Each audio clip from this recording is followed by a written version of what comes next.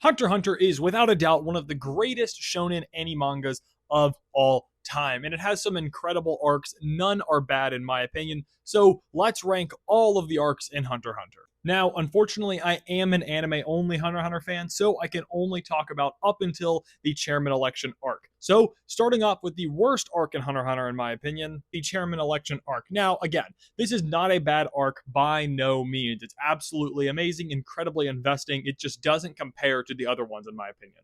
Now, there's nothing wrong with the chairman election arc, but it follows the most epic arc in potentially shown in history. By epic, I don't mean necessarily great, but just like most extravagant. The Chimera Ant arc is just so, well, epic that the chairman arc following just kind of pales in comparison.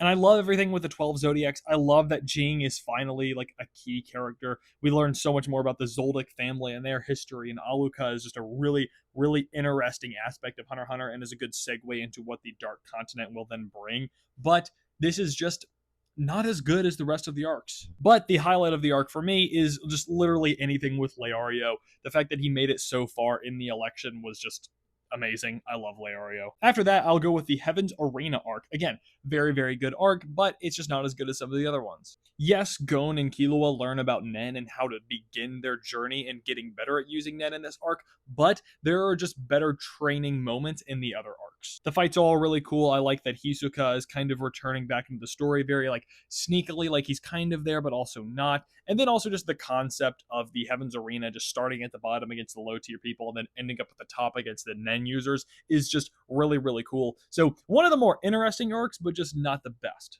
And then my favorite moment of the arc was Gon and Killua just learning how to use Nen, as well as Zushi. I love Zushi so much. Up next, I have the York New City arc. You know, Kurapika kind of takes the lead on becoming really the main character in this arc, and then we learn so much about the Phantom Troop, who honestly becomes one of the most iconic villain groups in anime history.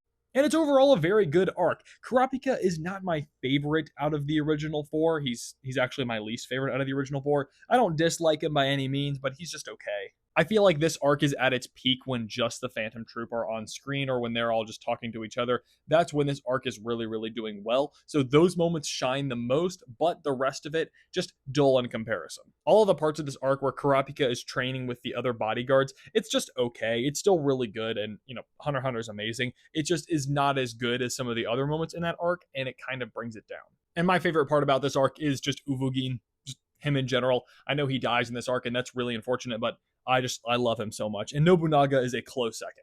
Moving into the top three, I've got Greed Island at number 3. This is so exceptional. There are just so many amazing characters in this arc. I mean, that's what Hunter x Hunter, in my opinion, does best, is just have some of the most interesting and just fascinating characters. We've got Bisky, Razor, Genthru, a little bit more Hisoka, the Phantom Troop. Again, this arc is just jam-packed with amazing characters. It genuinely baffles me when people say they don't like this arc. I think that the fact that Jing made Greed Island and Gon gets to experience that and just feel so much closer to his dad because of that makes this arc so good. What really makes this arc so interesting too is the power system on Greed Island. Just all of the cards. It makes all of the fights and the scenes so much more just engaging and unique because it's something we haven't really seen before, and we know that it really only applies to this little island.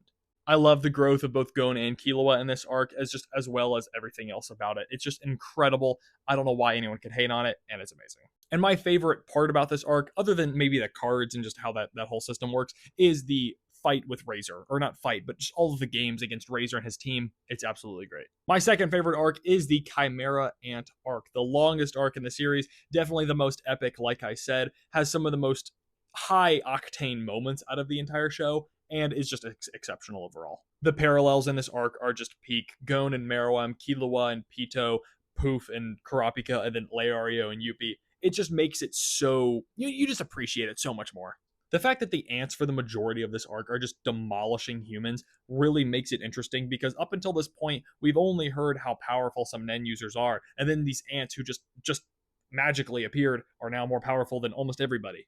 We get Kite, we get Moral, we get Nove, we get a lot more Knuckle. It's just so good. So many good parts about this arc. It's just, how can you hate on it? Yes, it's a little bit long, but sometimes amazing things in life are long. My favorite part about this arc, other than the parallels between Gon and Meruem and the rest of the crew, is the relationship between Komugi, and Meruem.